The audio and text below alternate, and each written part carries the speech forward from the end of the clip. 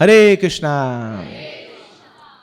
तो एक बार की बात है, नारद मुनि, उनको मौका मिला भक्ति की महिमा का गुणगान सुनने का।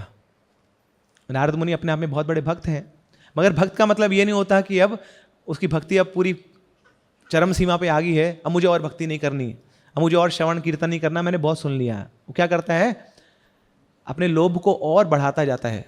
जैसे एक बिजनेसमैन क्या करता है, अपने बिजनेस को बढ़ाता रहेगा, बहुत पैसा उसके पास, अभी कुछ काम नहीं करेगा तभी पूरी जिंदगी उसकी, पूरी जितनी जो जनरेशन्स हैं आने वाली भी बहुत आराम से जिंदगी काट लेंगी, मगर फिर भी वो मेहनत करता रहता है अपने व्यापार को बढ़ाने के लिए। ऐसे ही हम भक्त भी क्या हैं ना, हम भी बिजनेसमैन हैं, हम कृष्ण का जो प्रेम का व्यापार है उसको बढ़ाते रहते हैं और बार बार श्रवण कीर्तन में लगे रहते हैं। तो ऐसे ही नारद मुनि भी, उनकी इच्छा हुई तीव्र कि मैं भक्ति की महिमा का श्रवण करूं। तो भगवान गीता में बताते हैं, chapter 2 shloka 47, sorry chapter 6 shloka 47, योगी नाम अपि सर्वेषां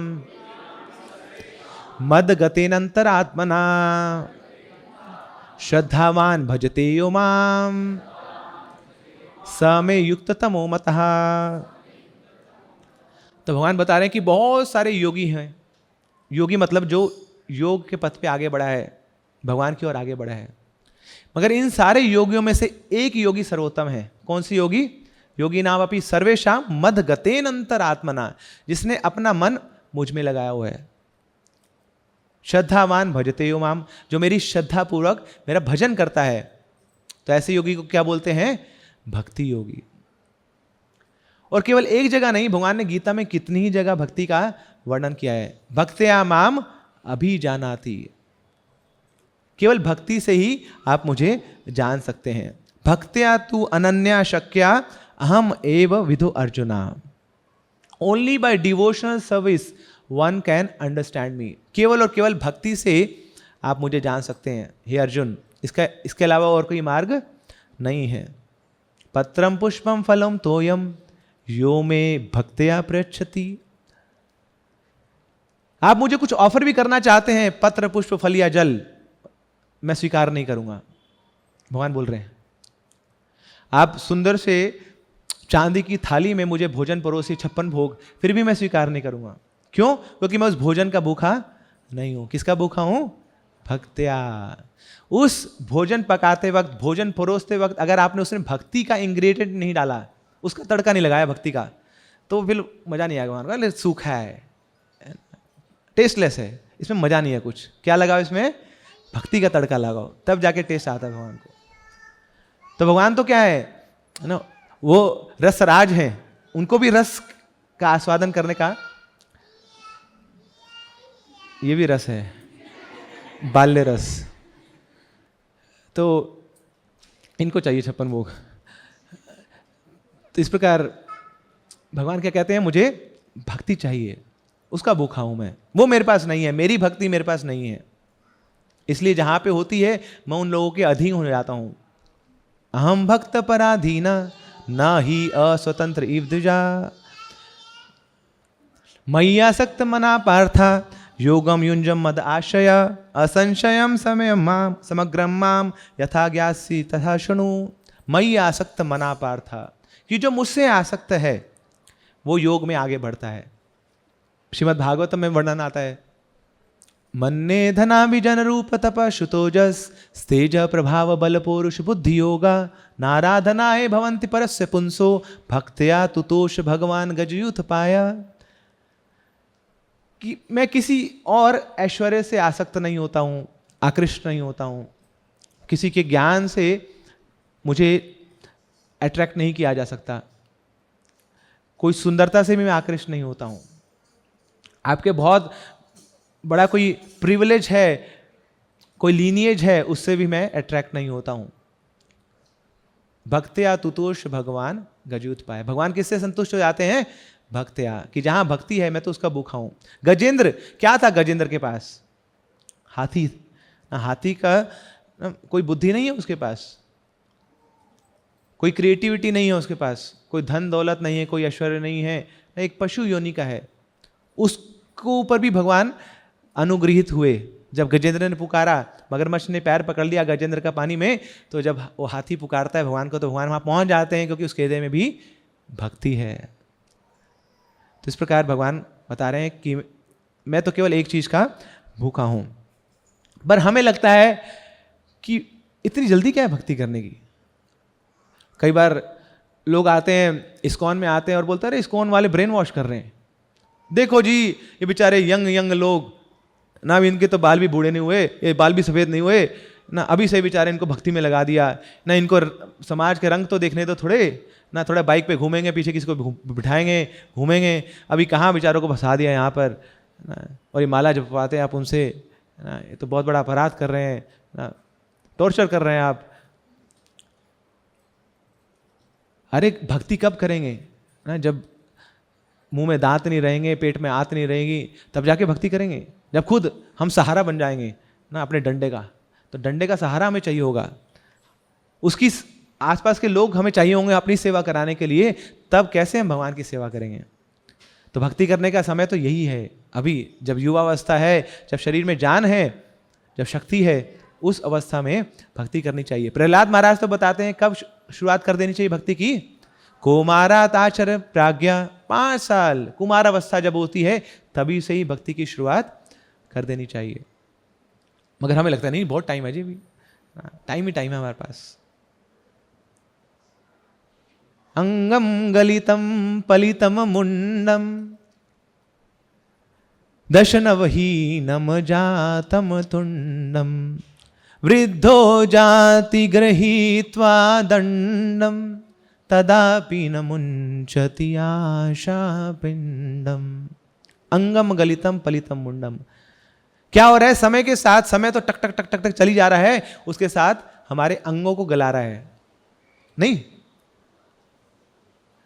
हर साल बर्थडे मनाते हैं हम और क्या बोलते हैं, हाउ व्हाट्स योर एज, हम क्या बोलते हैं, आई एम 30 years old। अरे बर्थडे क्या मना रहे हो, मोमबत्ती क्या बुझा रहे हो, बूढ़े हो रहे हो आप, खत्म होती जा रही है आपकी जीवनी। क्या हो रहा है, धीरे धीरे अंग गलते जा रहे हैं, चेहरे पे झुर्रियां आने लग रही हैं ना, बाल टूटते जा रहे हैं। दशनवहीनम जातम टुंडम, धीरे धीरे एक एक करके जो दांत है निकलता जा रहा है ना, इकट्ठे कर रहे हैं 32 दांत अपने ना, बाद में फिर नए दांत लगाएंगे आर्टिफिशियल। तो ये काल का क्रम है, हमारे शरीर को जर्जर करी जा रहा है। दशनवहीनम जातम टुंडम, और धीरे धीरे बाल सफेद होते जा रहे हैं, उड़ते जा रहे हैं। वृद्धो जाति गृहीत्वा दंडम, और जब वृद्धावस्था आ रही है तो हमारा सहारा क्या है, वो लाठी। मगर इस सब के होने के बावजूद भी तदापि न मुंचति आशा पिंडम, तब भी जाके इच्छाएं खत्म नहीं होती हैं, इच्छाएं तभी बनी रहती हैं। ऐसा नहीं होगा कि जब बूढ़े हो जाएंगे तब हमारी कोई इच्छा नहीं रहेगी बहुत ही संसार में मजे करने की, तब जाके हम कृष्ण भक्ति करने लगेंगे, ऐसा नहीं है। वो इच्छाएं तो तब भी बनी रहती हैं। इसलिए उन इच्छाओं की चाह छोड़कर, उन इच्छाओं की चिंता छोड़कर अभी से ही हमें कृष्ण भक्ति में लगना चाहिए।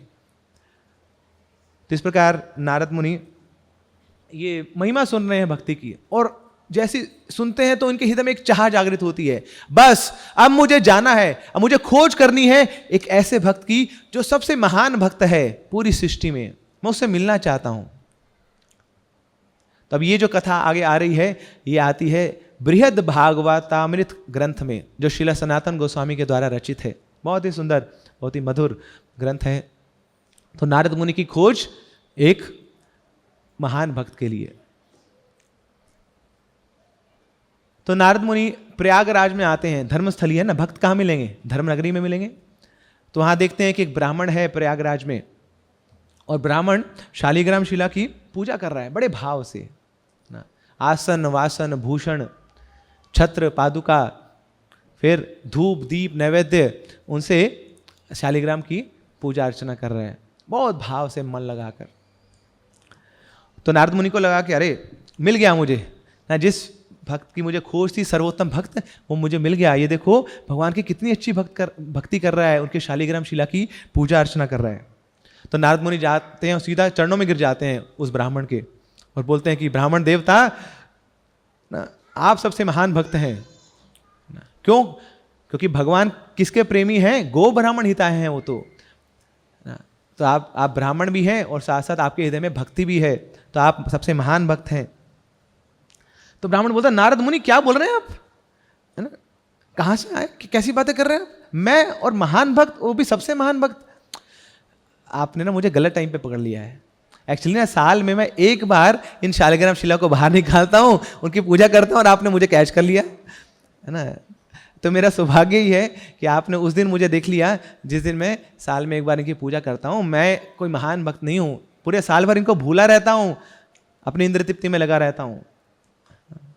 ऐसे ही हम लोग भी आते हैं ना, हम बोलते हैं अपने आप को भक्त हैं ना, मगर आपसे पूछा जाए कि आप मंदिर रेगुलर आते हैं, एक डिवोटी से पूछा हमने, बोले हाँ प्रभु जी बिल्कुल रेगुलर आते हैं।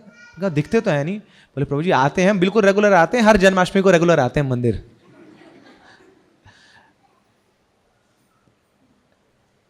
तो ये हमारी भक्ति है। तो इस प्रकार ये ब्राह्मण बोलता है कि नहीं नहीं नारद मुनि, ये तो अपराध है, सुनना भी अपराध है कि मैं महान भक्त हूं, मैं तो एक बहुत छोटा सा दास हूं, मैं महान भक्त नहीं हूं। हाँ, अगर आपको भगवान के महान भक्त का दर्शन करना है तो आप जाइए, साउथ इंडिया जाइए, दक्षिण भारत में वहां पे एक राजा है और उस राजा के पास 108 शालिग्राम शिलाएं हैं और वो पूरी प्रजा के साथ उन शालिग्राम शिला की पूजा करता है, तो वो महान भक्त है। आप उनके पास जाइए। तो नारद मुनि पहुंच जाते हैं, साउथ इंडिया पहुंचते हैं और राजा के पास पहुंचते हैं। तो राजा बोलते हैं हाँ नारद मुनि, बात तो आपने सही कही है कि मैं पूरी प्रजा के साथ भगवान की भक्ति करता हूं, मगर मैं महान भक्त नहीं हूं। क्यों? क्योंकि मैं तो केवल एक राज्य में राज करता हूं और एक राज्य के लोगों को ही भक्ति में लगाता हूं, मगर कितने सारे और राज्य हैं, उन लोगों को मैं भक्ति में नहीं लगा पा रहा हूं, तो इसलिए मैं महान भक्त नहीं हूं। तो नारद मुनि बताइए फिर मेरी अगली डेस्टिनेशन कौन सी है, कहां जाऊं मैं? तो ब्राह्मण बोलता है, राजा बोलता है कि चले जाइए, इंद्रलोक में चले जाइए। जो इंद्रलोक के राजा हैं इंद्रदेव, वो महान भक्त हैं, उनके पास चले जाइए। तो नारद मुनि पहुंचते हैं देवलोक में, स्वर्ग के राजा इंद्र से जाके विनती करते हैं और नारद बोलते हैं कि इंद्रदेव, अब मुझे मिल गया है वो व्यक्ति जिसकी मुझे खोज थी, और वो है आप हैं सबसे महान भक्त। तो इंद्रदेव बोलते हैं नारद मुनि ना, आपने क्या श्रीमद् भागवतम नहीं पढ़ी और उसका छठा कैंटो नहीं पढ़ा आपने?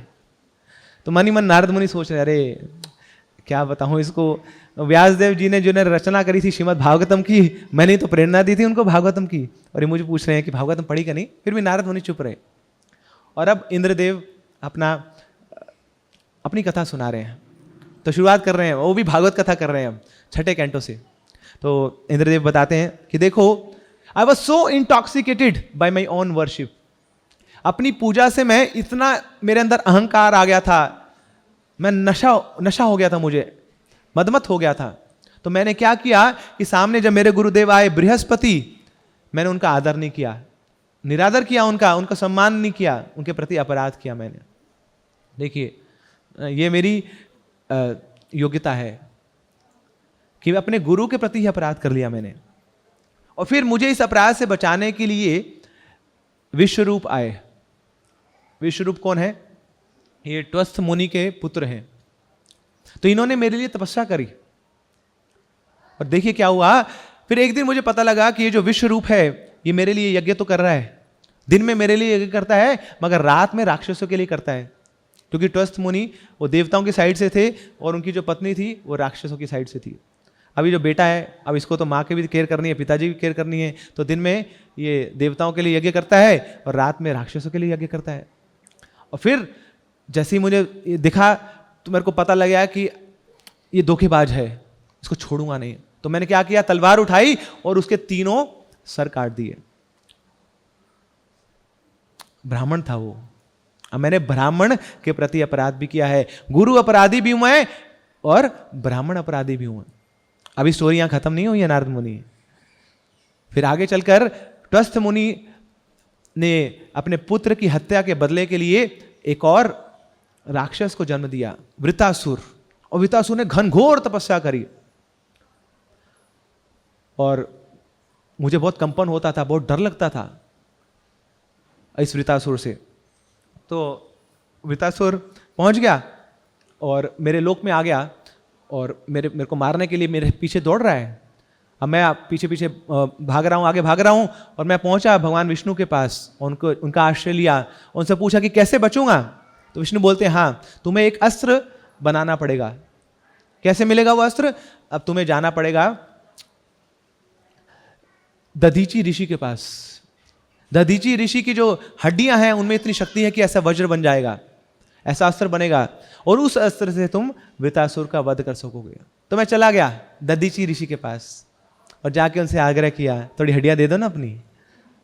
बोले हड्डियां दे दो ना, ब्राह्मण को तो लोग देते हैं और तू ब्राह्मण से वापस मांग रहा है और वो भी उसकी हड्डियां ना। देखिए कितना दुस्साहस था मेरा ना।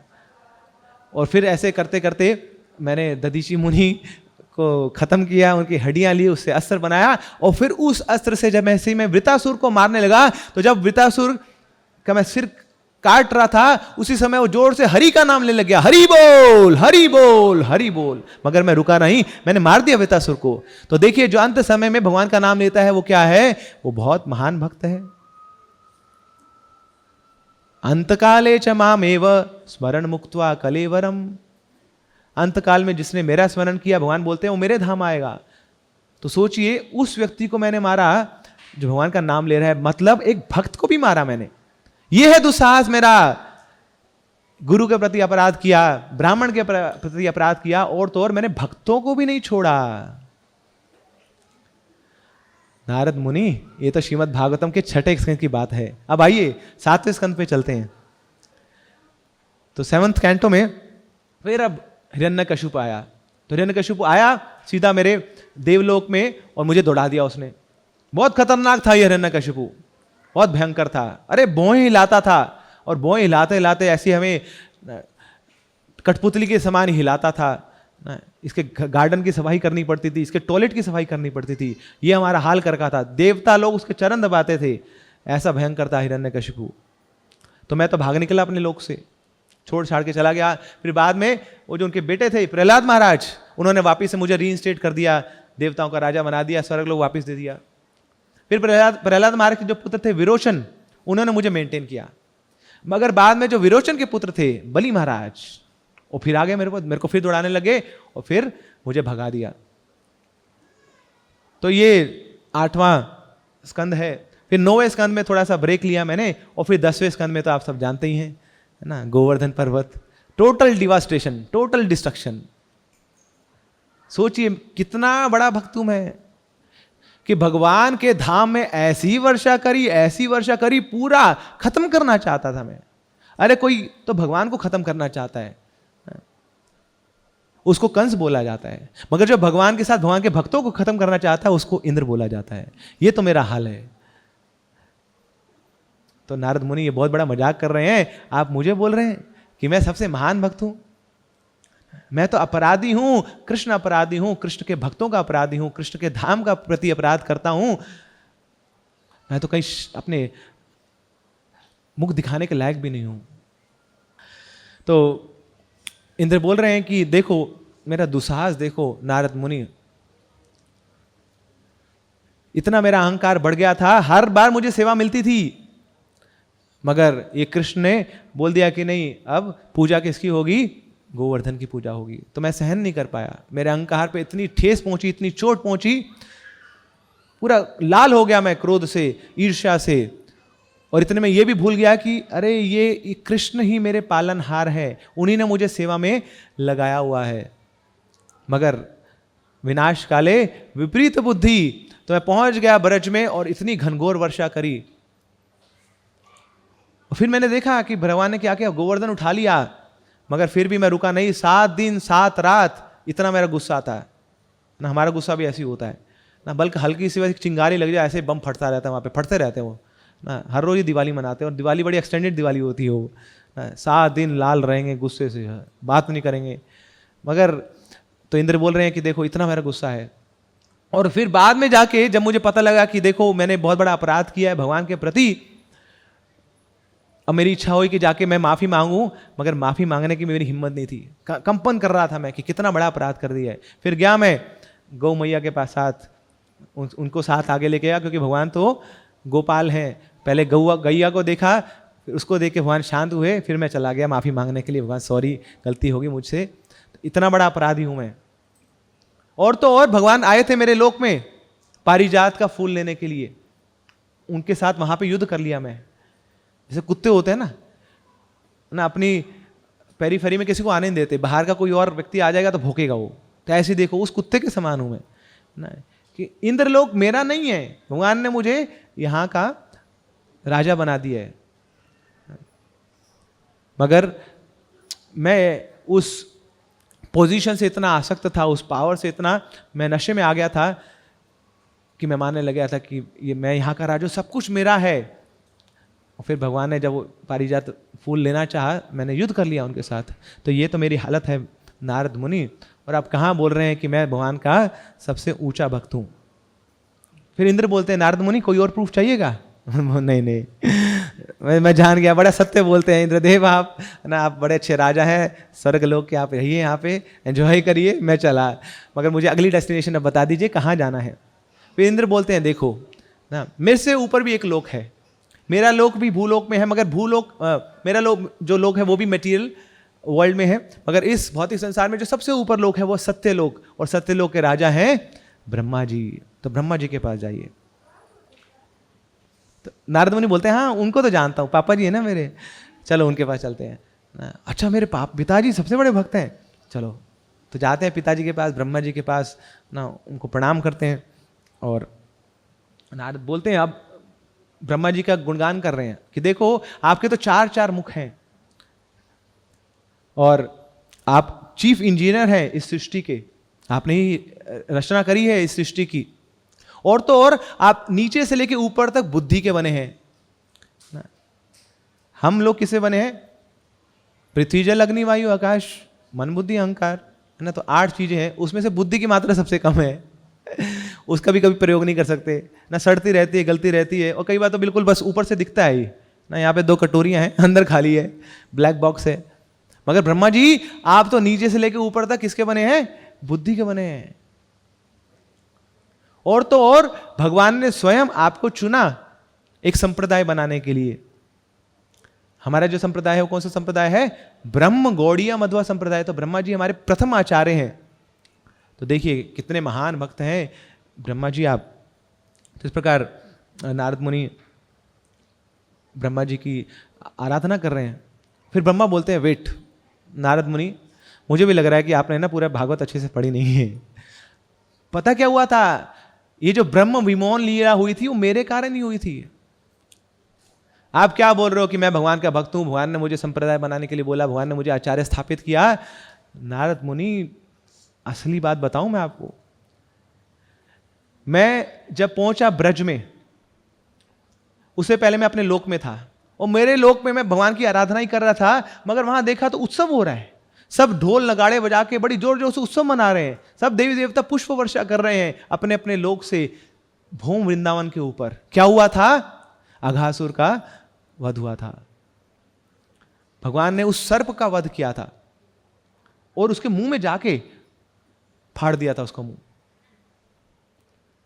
और उसके बाद सब जो ग्वाल बाल हैं उस सर्प के ऊपर खेल रहे हैं, उनको ऐसे लग रहा है कोई डिज्नीलैंड है, उसके ऊपर कूदे मार रहे हैं, बड़ा सुंदर पिलो है।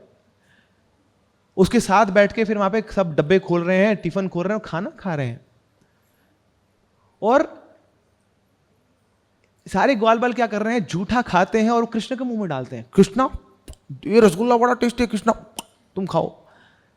अब मेरा तो दिमाग घूम गया भैया, ये कौन से भगवान है ना, यहां पे मरे हुए एक सांप के ऊपर खेल रहे हैं और जूठा खा रहे हैं। अरे भगवान की सेवा होती है मंदिर के अंदर, और जिसमें केवल और केवल जो दीक्षित भक्त हैं वो प्रवेश कर सकते हैं। और कौन से दीक्षित भक्त? सेकंड इनिशिएटेड, जिनकी ब्राह्मण दीक्षा हुई है।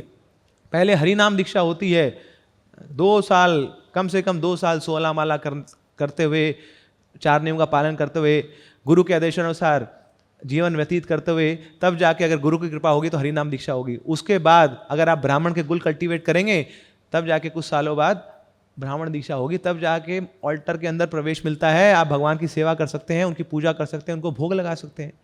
मगर ये कौन से भोग लगा रहे हैं भगवान को? ना जूठा खिला रहे, ना घंटी बजाई, ना कुछ शुद्धिकरण किया, ना आचमन किया, सीधा ठोक दिया मुंह के भगवान के मुंह में, वो भी जूठा। तो सटक गया मेरा दिमाग, ये भगवान नहीं लगता मेरे को, कुछ ये ढोंगी व्यक्ति है। अरे भगवान ब्रह्मा जी ने तो क्या देखा था, उन्होंने तो विष्णु देखे थे, वैसी एक्सपेक्टेशन लेके आए थे भगवान ऐसे होते हैं। विष्णु तो बैठे वहां पे ना, वैकुंठ सुप्रभातम में वर्णन आता है ना, विष्णु तो आलीशान सिंहासन में बैठते हैं, आलीशान महलों में रहते हैं, वो है विष्णु। हाथ में शंख चक्र गदा पद्म है, और इसके हाथ में क्या है ना, इस ग्वाले के हाथ में क्या है ना, जूठा खाना हाथ में लेके बैठा हुआ है। विष्णु वो होते हैं जो बड़े सुंदर रेशमी वस्त्र धारण करे होते हैं, और ये ग्वाला है ना, इसने कौन सी धोती पहनी हुई है ना, वृंदावन ब्रांड पीतांबर पीले कलर की, ये मेरे को भगवान नहीं लग रहा है। तो इस प्रकार ब्रह्मा जी बड़े चकित हैं। और विष्णु तो 4 हैंडेड फॉर्म्स है उनकी, 4 हाथ हैं उनके, मगर ये तो एक ग्वाला सा है छोटा सा, समझ नहीं आ रहा मुझे। और विष्णु तो लक्ष्मियों के द्वारा सराउंडेड रहते हैं हमेशा। वो लक्ष्मियां बड़े सुंदर सुंदर आभूषण पहनती हैं, सुगंध लगाई होती उन्होंने, बड़ी ऐश्वर्यशाली लगती हैं।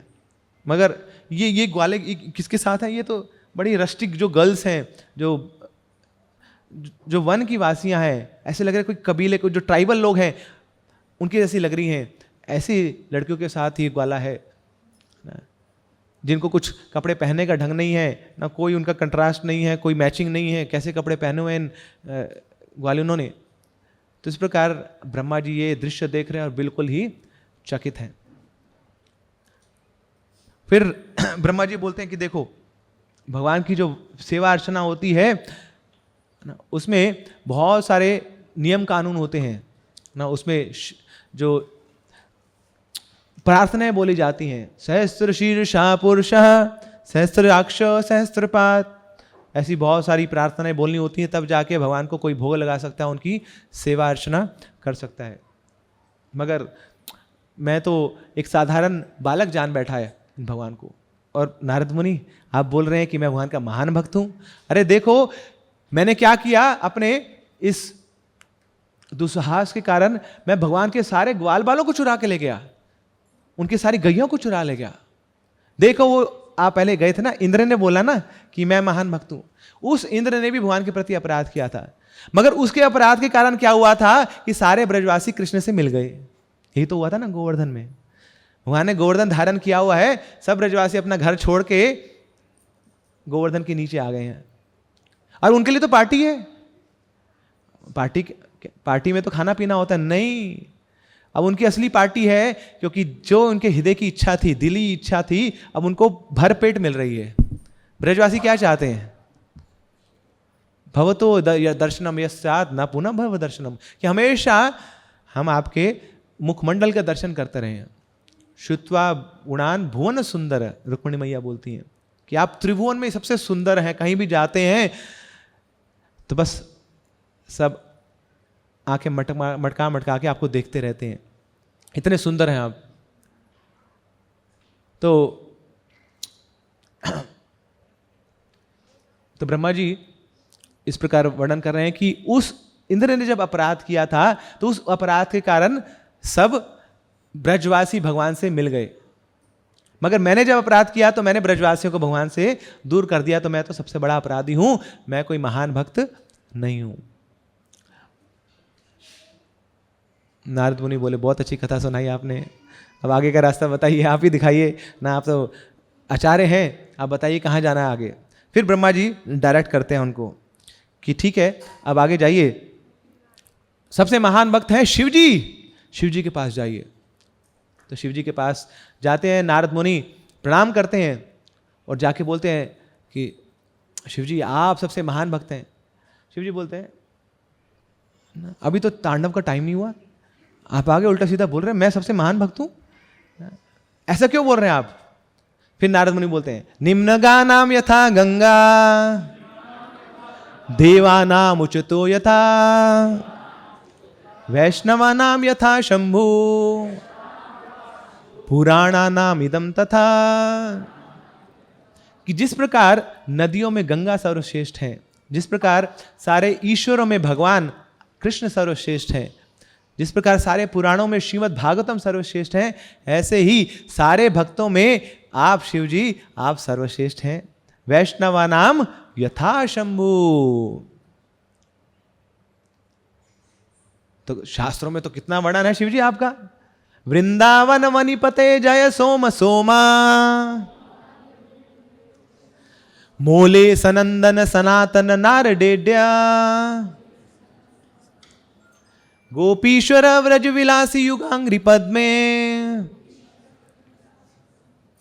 प्रीतिम प्रयच्छ निरुपाधि नमो नमस्ते। वृंदावन वनिपते, आप वृंदावन में जो इष्ट है राधा गोविंद, उसी वन में रहते हैं और उन राधा गोविंद की सुरक्षा करते हैं। आप द्वारपाल के रूप में ब्रज में रहते हैं। जहां पे भी ब्रज क्या है, जहां पे भी हरि रहते हैं वो स्थान ब्रज है, वो वृंदावन है। तो जहां जहां भगवान का निवास स्थान है वहां पे आप रहते हैं, शिव जी का ही स्थान है। वो द्वारपाल के रूप में, गार्ड कीपर के रूप में भगवान के हर मंदिरों के समक्ष रहते हैं। आप ब्रज में चले जाइए, वहां पे गोपेश्वर महादेव हैं, कामेश्वर महादेव हैं। इस प्रकार शिव जी क्या करते हैं, आप क्या करते हैं, आप गार्डिंग करते हैं भगवान के धाम की।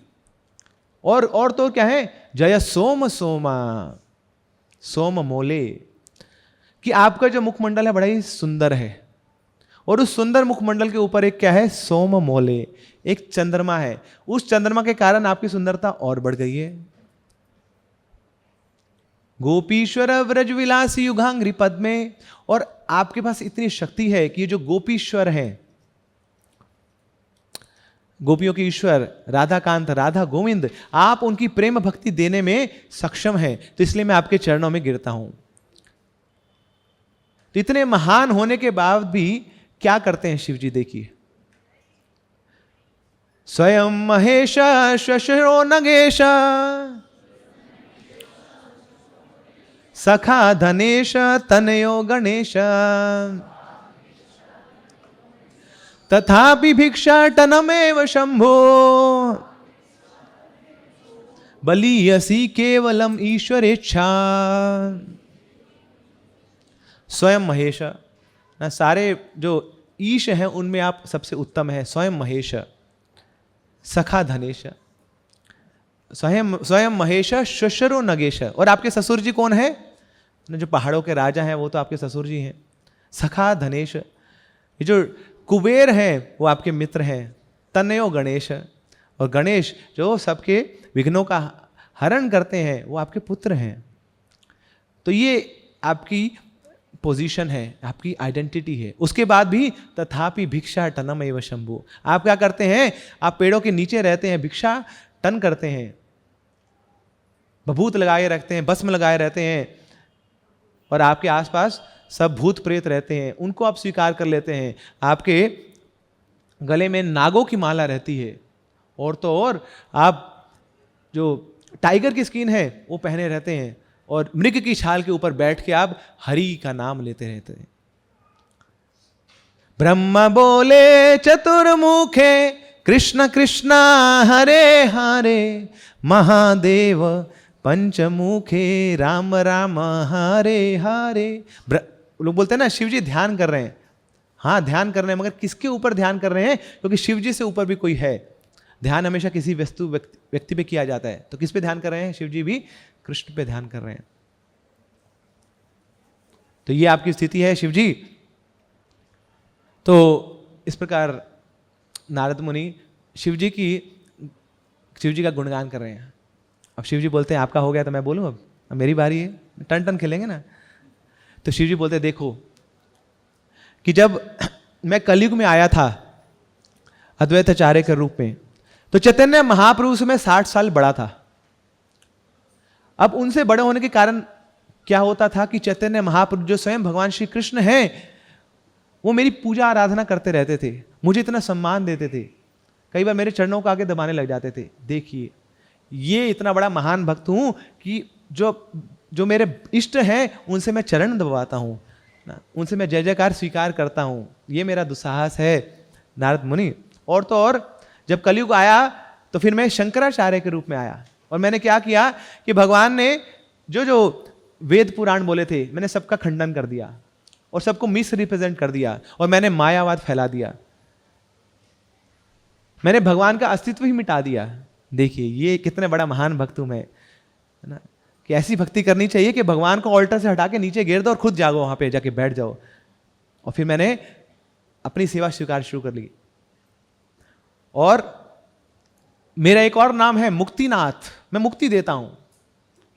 और ये जो भगवान के भक्त हैं ना, इनको मुक्ति नहीं चाहिए, मुक्ति से दूर भागते हैं, थूकते मुक्ति के ऊपर। न नाक पृष्ठम न च पारमेष्ठ्य न सार्वभौमम न रसाधिपत्यम न योग सिद्धिर पुनर्भवम मां समंजस्वा विरहे कांक्षे। कि जो भगवान के भक्त हैं ना तो इनको ध्रुव का लोक चाहिए, ना ही इनको ब्रह्म लोक चाहिए, और ना ही न सार्वभौमा। ये जो इस भूलोक में जितने सारे लोक हैं इनको उनके ऊपर भी अपना अधिपत्य नहीं चाहिए, न रसाधिपत्य, ना ही नीचे के लोग सूतल तलातल भीतर पाताल, इनको उनके ऊपर कंट्रोल चाहिए। ना योग सिद्धि और ना ही मिस्टिक पावर्स चाहिए। क्या चाहिए? ना पुनर्भवम और ना ही इनको मुक्ति चाहिए। भुक्ति मुक्ति सिद्धि कामी सकली अशांत, कृष्ण भक्त निष्काम अतएव शांत। कि जो भी मुक्ति चाहता है, जो भुक्ति चाहता है, जो सिद्धियां चाहता है, जो काम परिपूर्ण करना चाहता है, वो क्या है? हमेशा ही अशांत रहेगा। अब क्योंकि कृष्ण भक्त को इनमें से कुछ नहीं चाहिए, इसलिए क्या है? सदैव शांत, हमेशा शांत रहेगा, बड़ा सेटिस्फाइड रहेगा, क्योंकि इसको कोई इच्छा नहीं है। अन्य अभिलाषिता शून्यम है वो। तो फिर शिव जी बोलते हैं आई एम अ चीटर, मैं धोखेबाज हूं, मैं वो चीज दे रहा हूं जो भगवान के भक्तों को नहीं चाहिए। मुक्ति देना चाहता हूं मैं। नारद मुनि, यू नीड मोर प्रूफ्स कि मैं भगवान का सबसे बड़ा भक्त नहीं हूं। आई प्रूव्ड माई सेल्फ, हाँ इसमें बड़ा अच्छा हूं ना, आई प्रूव्ड माई सेल्फ। फिर अगला रास्ता क्या है? फिर शिव जी उनको भेजते हैं प्रहलाद महाराज के पास, और जाते हैं नारद मुनि प्रहलाद महाराज के पास। हाँ प्रहलाद को तो जानता हूं ना, मेरा ही तो शिष्य है, मैंने तो भागवत सुनाई थी उसको जब माता के घर में था, कयादू के घर में था। तो उस समय देवता लोग आ गए कयादू को मारने के लिए। हिरण्यकशिपु की पत्नी है कयादू। क्यों? क्योंकि देवताओं में बहुत भयंकर डर था। अभी इस समय हिरण्यकशिपु तपस्या कर रहा है बड़ी भयंकर, और सब देवतागण जानते हैं कि राक्षस जब ये इनके पास शक्ति आती है तो क्या करते हैं, ये देवताओं पे प्रहार करते हैं। तो अब हम अपने प्रजा को छोड़ने वाले हैं, बड़ी जल्दी राज्य छोड़ना पड़ेगा। और तो और ये तो तपस्या कर रहा है, अपना जो बालक है वो छोड़ गया है अपनी पत्नी के घर में। वो शेर है, पिता शेर है, तो ये पुत्र सवा शेर होगा, तो इसके गर्भ में ही मार दो। तो सब आगे कयादू को मारने के लिए। उसी समय नारद मुनि पहुंचते हैं और बताते हैं कि ये राक्षस नहीं है, कयादू के घर में कौन है? बहुत बड़ा भक्त है, महान भक्त है। समझा तो दिया, देवता लोग जाने लगे, फिर भी नारद मुनि को लगा कि देखो ना, दिमाग सरकते समय नहीं लगेगा, बाद में मेरे पीछे जाके फिर मार देंगे इसको, चलो इसको अपने आश्रम में ले जाता हूं। तो कयादू को अपने आश्रम में लाए। अब भक्त लोग क्या करेंगे ना, उनकी दिनचर्या क्या है? पठन पाठन यजन याजन, तो पाठ करते हैं, भागवत का पाठ करते हैं, भागवत सुनाते हैं, पढ़ते हैं। तो नारद मुनि के यहाँ भी यही चलता था, भागवत सुनाते रहते थे। तो कयादू बैठी होती थी, अब वो तो ज्यादा सुनती नहीं थी, मगर अंदर प्रहलाद महाराज बड़ी अटेंटिवली भागवत को सुनते थे। तो सोचिए, माता के गर्भ में ही उन्होंने पूरी भागवत श्रवण कर ली है। हम तो पता नहीं अगले माता के गर्भ में जाने का प्लान करके बैठे हैं कि तब तक तो नहीं पढ़ेंगे। इस जन्म में तो ठान लिया है कि भागवत नहीं पढ़नी है हमने ना, क्या जितने मर्जी डिस्काउंट दे दो आप ना, जितने मर्जी स्कीम्स ले आओ, हम भागवत नहीं पढ़ेंगे, हमने व्रत लिया हुआ है। बट यहाँ प्रहलाद महाराज ने तो भगवान के माता के गर्भ में ही भागवत का श्रवण कर लिया। तो नारद मुनि बोलते हैं हाँ इसको तो जानता हूँ। फिर जहाँ पहुँचते हैं नारद मुनि के पास, नारद मुनि प्रहलाद महाराज के पास पहुँचते हैं और उनका गुणगान करते हैं कि देखो प्रहलाद महाराज, आपने कितने ही कष्ट सहन किए, स्वयं आपके पिताजी आपको टॉर्चर करते थे, आपको एक्सप्लॉइट करते थे, आपको भक्ति से दूर करना चाहते थे, उसके बाद भी आपने हार नहीं मानी। हाथियों के नीचे कुछ लाया गया, पहाड़ों से नीचे गिराया गया, आग में डाला गया, सर्पों के बीच में डाला गया, उसके बाद भी आपने भक्ति नहीं छोड़ी। कितने महान भक्त हैं प्रहलाद महाराज आप, और छोटे से बालक हैं, 5 साल के बालक, उसमें समय तो कोई स्मृति भी नहीं आती है, मगर आपके अंदर इतनी निष्ठा थी, इतनी डिटर्मिनेशन थी, आपने हरि भक्ति छोड़ी नहीं है। आप सबसे महान भक्त हैं। जैसे ही बोलने लगे प्रहलाद बोलते रोको रोको नारद मुनि, क्या बोल रहे हैं आप? कान बंद कर लिए प्रहलाद महाराज ने, नहीं ये मैं नहीं सुन सकता, मैं और महान भक्त। अरे भक्त वो होता है जो सेवा करता है। बताइए मैंने कौन सी सेवा करी? वहां नरसिंहदेव खंबे से निकल के आगे में खड़ा रहा, देखता रहा बस उनको, ना जैसे कोई पिक्चर देखने गए ना, वहां जाके देखता रहा, कुछ नहीं किया मैंने। अरे देखो साक्षात भगवान आए हैं, इतना सुंदर रूप लेके आए हैं, मगर मेरे हृदय में तो कुछ हुआ ही नहीं, कोई कंपन नहीं, कोई भाव नहीं। और तो और इस चक्कर में मैं तो सीट देना भूल गया भगवान को। तो क्या हुआ, भगवान नरसिंहदेव आए तो उनको तो भैया इस जगह चाहिए, तो क्या किया, मेरे पिताजी को खुद उठा के फेंक दिया, सिंहासन में जाके बैठ गए। अब देखिए मेरा दुस्साहस, मैं उनको माला पहनाना भी भूल गया। अरे भगवान आए हैं घर में, कुछ तो तैयारी करेंगे, मगर मैं इतना मनमोजी था, उनको माला भी नहीं पहनाई। मगर वो तो नरसिंहदेव हैं, क्या किए, सीधा चीड़ फाड़ किया और छाती में से आंतड़ियां निकाल ली मेरे पिताजी को, माला पहनला नहीं उन्हें। अरे मैं इतना बेवकूफ था, मैंने पानी भी ऑफर नहीं किया, मगर वो सामने नरसिंहदेव रुकने वाले हैं क्या? और जब चीड़ फाड़ करी, वहां से खून निकल रहा है तो चूस रहे हैं उसको। तो इस प्रकार उन्होंने अपने आप को तृप्त किया। मगर देखो ये भक्त हूं मैं, इसको भक्त बोलते हैं। भक्त वो होता है जो सेवा करता है। क्या सेवा करी नारद मुनि, मैंने बताइए, आई हैव डन नथिंग।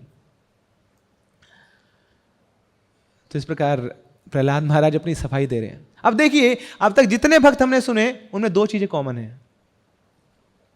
पहला कि दे आर नेचुरली हम्बल, हृदय से ही उनके अंदर वो ह्यूमिलिटी झलकती है, इतने विनम्र हैं। और दूसरा, अमानी ना मान देना, खुद मान लेने की इच्छा नहीं है मगर दूसरों को सम्मान दे रहे हैं। पहली बात, जब भी उनको बोलते हैं आप महान भक्त है, उसका खंडन करते हैं, सुनना नहीं चाहते।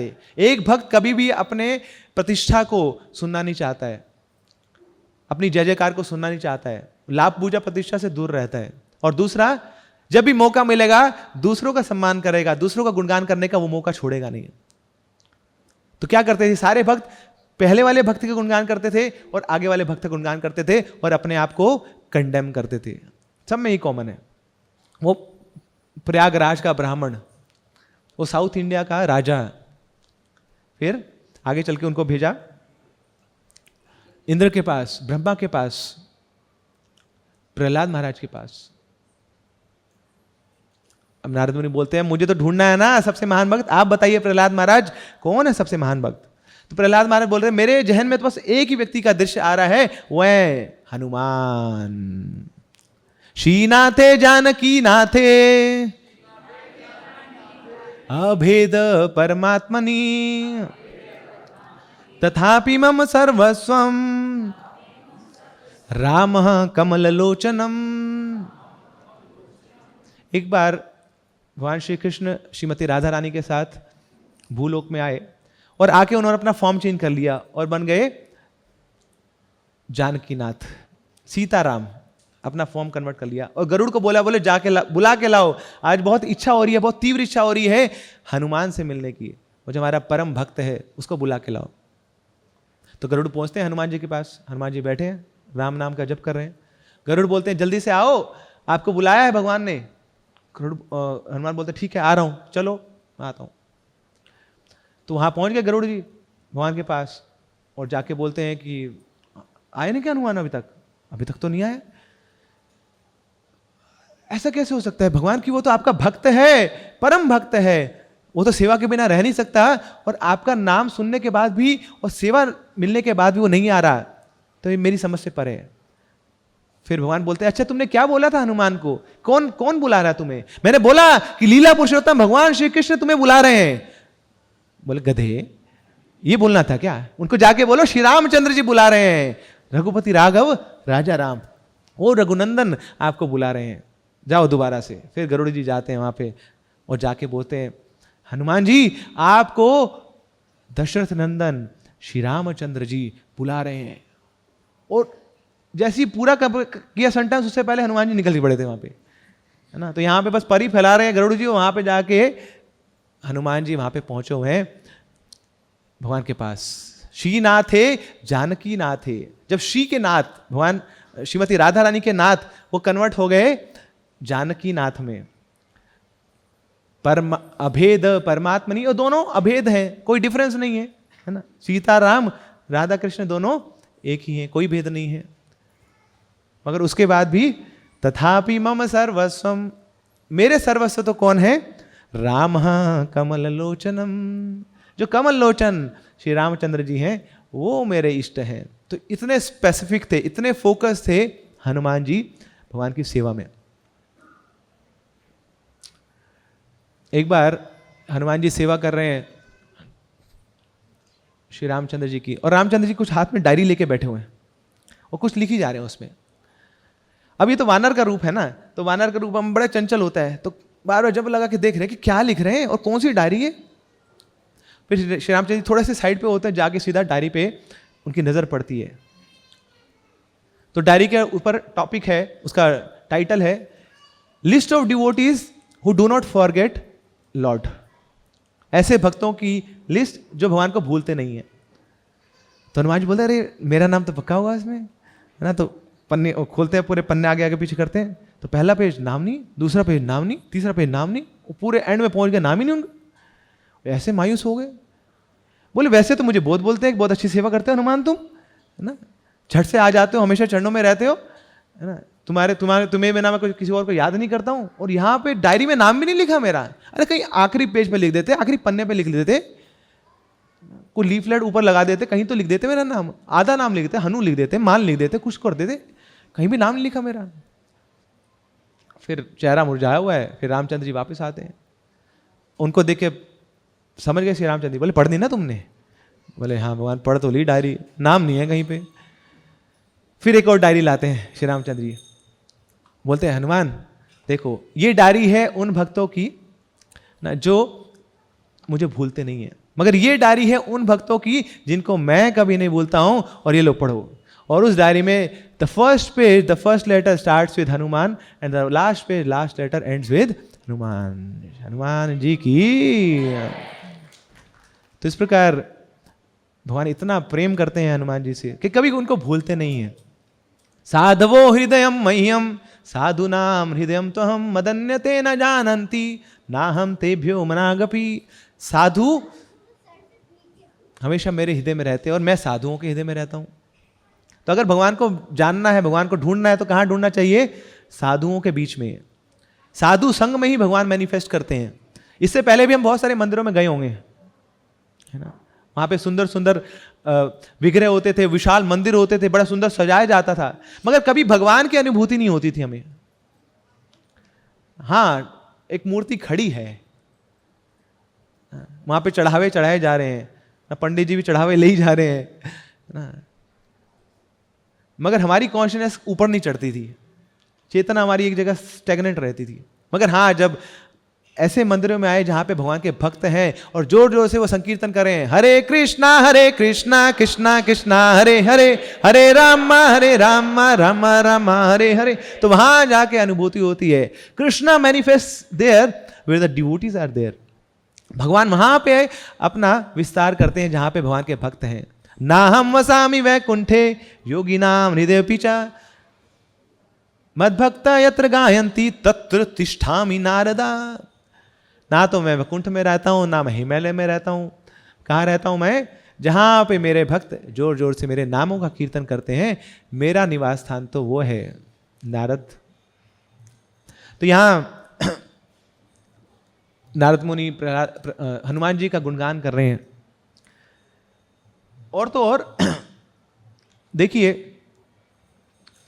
हनुमान जी जब आपके ऊपर कठिनाइयां भी आई, स्ट्रगल्स भी आए, तब भी आप भगवान का नाम याद कर रहे थे। आपकी पूंछ में आग लगा दी गई। बंदर को पूंछ बड़ी अपनी पसंद होती है ना? आप उसके साथ कुछ भी छेड़खानी कर लो, मगर जब पूंछ पकड़ोगे तो नानी याद करा देगा आपको, है ना। तो फिर आपको भी बंदर की तरफ फुदकना पड़ेगा। तो बहुत प्यारी होती है उसको अपनी पूंछ, मगर यहाँ क्या किया, आपकी पूंछ पे आग लगा दी। मगर उस समय भी आप पूर्ण रूप से राम कॉन्शियस थे, राम जी का नाम ले रहे थे। तो ये आपकी महानता है हनुमान जी। तब हनुमान जी की बारी आती है कि हनुमान जी, नारद मुनि ना, आप कथन तो सत्य कह रहे हैं, है ना, कि मैं भगवान की भक्ति करना चाहता हूं, मगर मैं भगवान का परम भक्त नहीं हूं।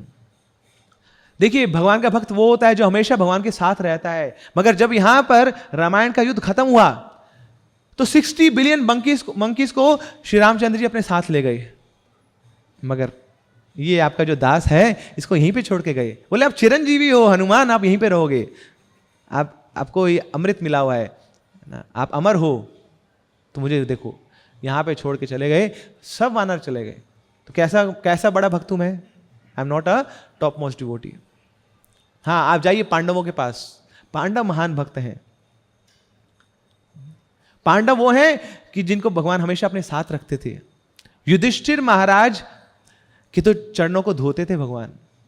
अर्जुन के तो सारथी बन गए, इसलिए उनका नाम है पार्थ सारथी। सोचिए भगवान कितने महान हैं, कितने विशाल होते हैं। ही इज गॉड, मगर यहां गॉड एक ड्राइवर का काम कर रहे हैं। अर्जुन आपको उनके जो पैरों की प्रहार है अपनी पीठ पे लेना स्वीकार कर रहे हैं। अर्जुन डायरेक्शन दे रहे हैं, दाएं मुड़ो बाएं मुड़ो। देखिए आप इतने भक्त वत्सल हैं, आप एक ड्राइवर का रोल भी अपनाने को तैयार हैं। और नकुल और सहदेव की आप पूजा करते हैं, और भीम को आपने पूरा सहयोग दिया जरासंध को मारने के लिए। तो आप ये जो पांडव हैं बहुत हृदय है भगवान के, उनके पास जाइए। तो वहां पहुंचते हैं नारद मुनि। तब पांडव बोलते हैं नारद मुनि क्या बोल रहे हैं ना, आपको क्या लगता है हम भगवान के बड़े भक्त हैं? अरे कोई हमारी स्टोरी सुन लेगा ना भक्ति छोड़ देगा।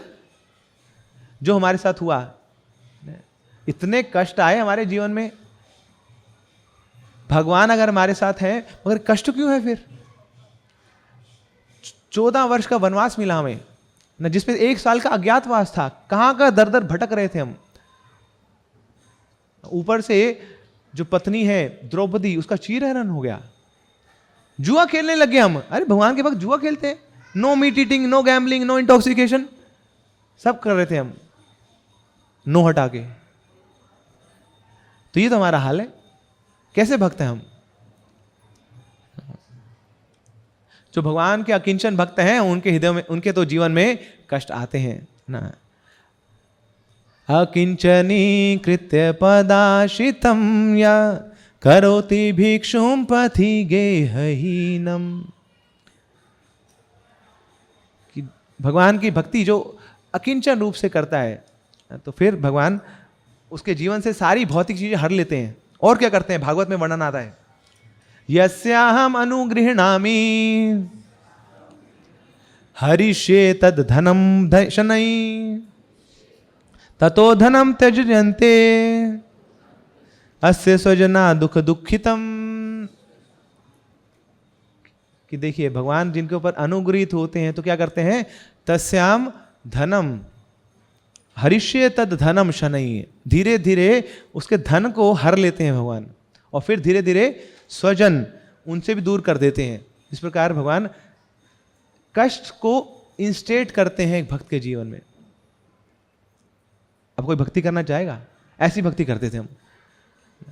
और ऐसा नहीं कि भगवान हमेशा हमारे साथ है, हमें भी छोड़ के चले गए भगवान। और फिर कहां चले गए? उग्रसेन के पास गए हैं भगवान। तो आप भी उन्हीं के पास जाइए नारद मुनि, जो राजा है उग्रसेन। तो उग्रसेन के पास पहुंचते हैं और जाके बोलते हैं महाराज उग्रसेन को, देखो भगवान के कितने प्रिय हैं आप। भगवान ने स्वयं आपका राज तिलक किया, आपकी आरती करी, आपके चरणों को प्रणाम किया। फिर उग्रसेन बोलते हैं नारद मुनि देखिए आप बातें सही कह रहे हैं, भगवान ने मुझे राजा बना दिया, मेरा राज तिलक किया, मगर मेरा जो भगवान के साथ संबंध है वो हर्ट टू हर्ट नहीं है, वो हृदय नहीं है। ऐसा नहीं है कि भगवान के गले में हाथ डालूंगा, ऐसे कोई मित्रता का, कोई मैत्री का संबंध नहीं है। हाँ, एक भक्त है, वो है उद्धव। उनके पास जाइए, वो भगवान के साथ उठते बैठते हैं, भगवान के साथ रहते हैं, जोक्स करेक्ट करते हैं, और उनके जैसे ही दिखते हैं, उनकी जैसी वेशभूषा उनके पास जाइए। तो नारद मुनि पहुंच गए उद्धव के पास।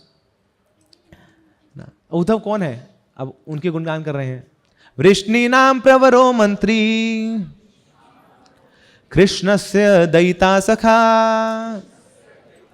साक्षात बृहस्पति शिष्यो, उद्धव बुद्धि सत्मता। वृष्णि नाम प्रवरो मंत्री। मंत्री कौन होते हैं? जो बड़े इंटेलिजेंट होते हैं, बड़े शार्प होते हैं, उनको मंत्री बनाया जाता है। मगर उद्धव जी आप कौन हैं? वृष्णि नाम, वृष्णि कुल में प्रवरो मंत्री, आप मंत्रियों के मंत्री हैं। मंत्रियों को कैसे अपना व्यवहार करना है, कैसे आचरण करना है, कैसे गुत्थियां सुलझानी है, आप वो ट्रेनिंग देते हैं। You are the trainer of the trainers, है ना। इस प्रकार लीडरशिप ट्रेनिंग प्रोग्राम चलाते हैं उद्धव जी आप। कृष्ण से दयिता सखा, और कौन है आप? सखा, कृष्ण के सखा है, मगर नॉर्मल सखा नहीं है, सखा तो बहुत सारे हैं।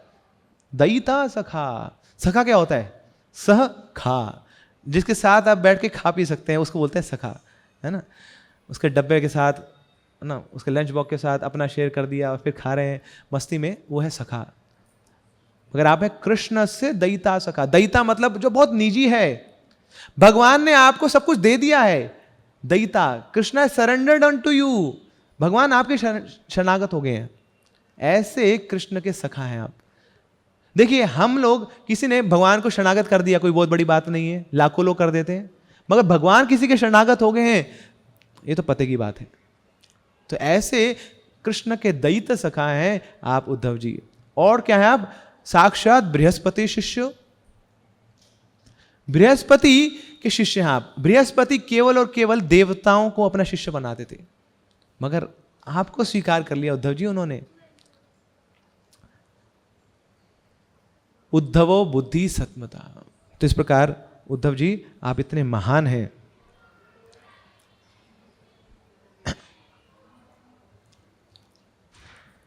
तो फिर उद्धव जी अब बोलते हैं कि नारद मुनि, हाँ मैं भी पहले यही सोचता था कि मैं बहुत महान भक्त हूं, मगर जब मेरे को भगवान ने बोला ब्रज जाने को ना, उसके बाद अकल आ गई मुझे, मेरी अकल ठिकाने आ गई ना, अपनी रियल पोजीशन में जान पाया। ब्रज में गया था मैं टीचर बन के, मुझे लगता था कि अरे बहुत कुछ आता है, बहुत कृष्ण भक्ति है मेरे हृदय में, भगवान मुझे अपने पास आसपास रखते हैं। मगर जब ब्रज में गया तो वहां तो मेरी आंखें चौंधी आ गई ब्रजवासियों का प्रेम देके। अरे ब्रजवासी छोड़िए, वहां के जो पशु पक्षी हैं, इतना प्रेम है उनके हृदय में। वहां पे एक पक्षी बैठा है डाल के ऊपर वृक्ष की, और कृष्ण का नाम उच्चारण कर रहा है, और नाम लेते लेते इतना भाव विवल हो जाता है, उसकी आंखों से अश्रु बह रहे हैं, और नाम लेते लेते इतना मदमत हो जाता है, बेहोश हो जाता है और डाल से गिर जाता है। मगर नीचे तालाब बना हुआ है, अपनी आंसुओं का तो बच जाता है। इस प्रकार भगवान के नाम में इतने डूबे हुए हैं वहां के लोग। फिर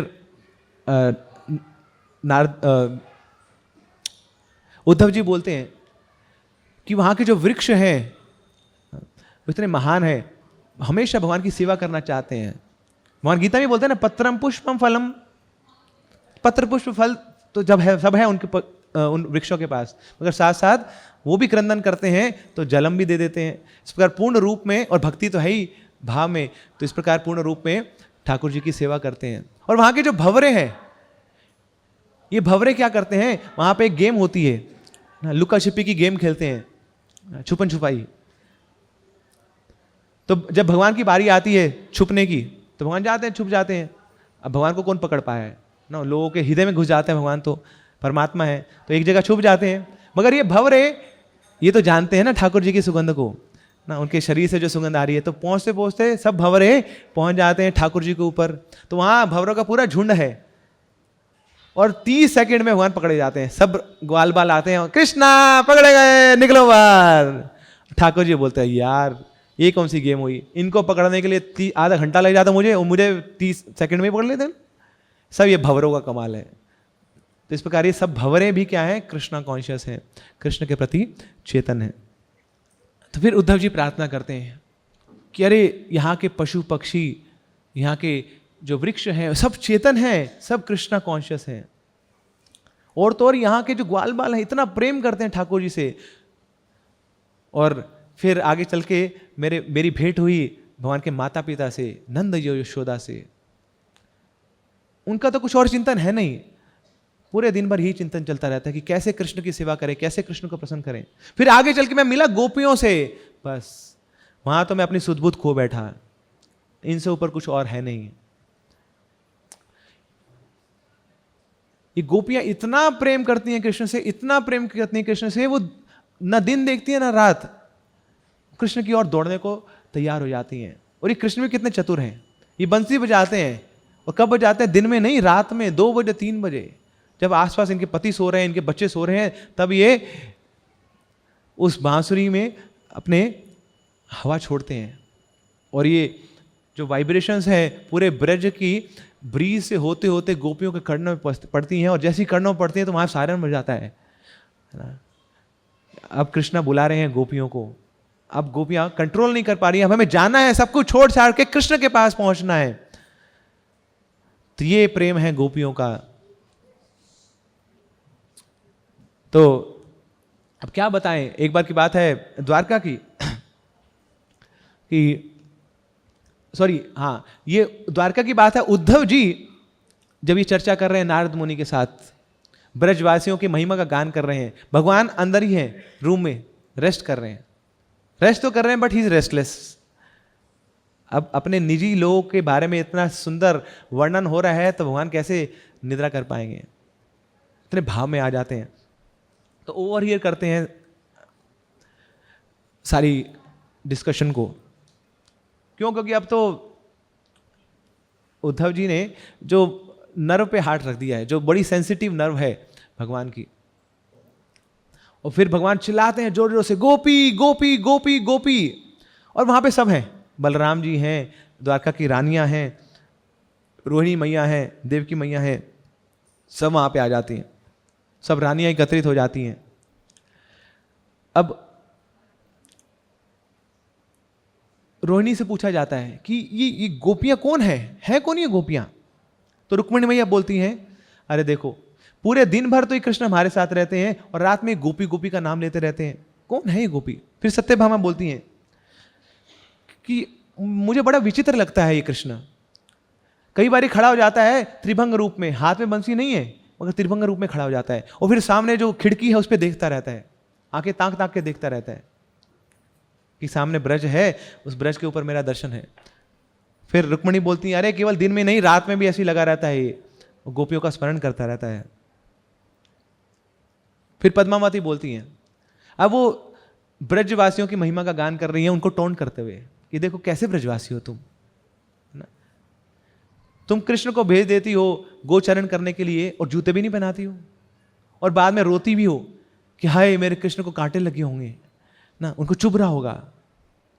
चल सियाद ब्रजा चारयन पशून नलिन सुंदराम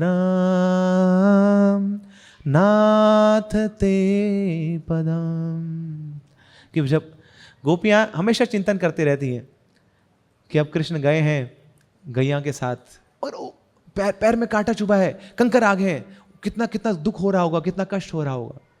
मगर पद्मावती बोल रही कारण तो तुम ही हो, तुम ही भेजती हो उनको, ब्रजवासी मैया जूते पहना दो उनको, और फिर बाद में रो भी रही हो कि कृष्ण को चोट लगी होगी। फिर पद्मावती बोलती कैसे ब्रजवासी हो तुम, ये कैसा वृंदावन है, ना तो तुम खाने को देती हो उनको, कृष्ण को बाहर जाके तो चोरी करके खाता है दूसरों का मक्खन का, छोटा बच्चा है खाने को तो दे दो उसको। बचपन में कोई चोरी करता है क्या? थोड़ा बड़ा होता चोरी करता है, मगर बचपन से ही चोरी कर रहा है ना? और तो और है ना, फिर चोरी करता है तो तुम इसे बांध देती हो ना, तो कैसे ब्रजवासी हो तुम? तो इस प्रकार महिमा का गान कर रहे हैं पद्मावती। तो ये चर्चा चल रही है उद्धव जी और नारद मुनि के बीच में। फिर उद्धव नारद को बोलते हैं कि आप मुझे बोल रहे हैं मैं सबसे उत्तम कोटि का भक्त हूं? ऐसा नहीं है। मेरी नजर में तो जो सबसे उच्च कोटि के भक्त हैं वो ये हैं, ये जो ब्रज के पशु पक्षी हैं, यहाँ के जो वृक्ष हैं, ग्वाल बाल हैं, भगवान के सखा हैं, भगवान की गोपियां हैं। मगर हाँ, इन सब में जो टॉप मोस्ट है वो है ब्रज का रतन श्री राधिका गौरी रे। श्रीमती राधा रानी की, वो है ब्रज का रतन। She is the crest jewel of all the gopis. इसलिए पूरे ब्रज में किसका नाम है? ब्रज की ठकुरानी श्री राधिका रानी, वो है ठकुरानी। वहां पे कृष्ण की चलती नहीं है, कृष्ण को कोई पूछता नहीं है कौन है कृष्ण। वहां तो बस एक ही वहां की ईश्वरी है, वो है वृंदावनेश्वरी श्रीमती राधा रानी। तो वो है सबसे उत्तम कोटि की भक्त, सबसे उच्च भक्त। तब आप सोच रहे होंगे कि ये तो राधाष्टमी का लेक्चर था, है ना, मगर राधा रानी का तो बिल्कुल एंड में जाके हमने थोड़ा सा वर्णन कर दिया। एक बार श्रील प्रभुपाद ऐसे लेक्चर दे रहे थे, तो श्रील प्रभुपाद वहां पे कृष्ण का गुणगान कर रहे हैं, पूरे लेक्चर में कृष्ण का गुणगान कर रहे हैं, और सब भक्त सोचे जा रहे हैं, बोले प्रभुपाद जी को क्या लग रहा है कि आज जन्माष्टमी है क्या, है ना, ये आज राधाष्टमी है, राधा रानी की महिमा का गान होना चाहिए, राधा रानी के गुणों का गान होना चाहिए, मगर कृष्ण की महिमा का गान कर रहे हैं। ऐसे लेक्चर, पूरे लेक्चर में ही सोचते रहे। फिर एंड में जाके प्रभुपाद जी बोलते हैं कि हाँ, ये जो कृष्ण के बारे में बताया मैंने आपको, वो कृष्ण श्रीमती राधा रानी के चरणों में हमेशा रहते हैं और उनका आश्रय लेते हैं। वो है श्रीमती राधा रानी। श्रीमती राधा रानी की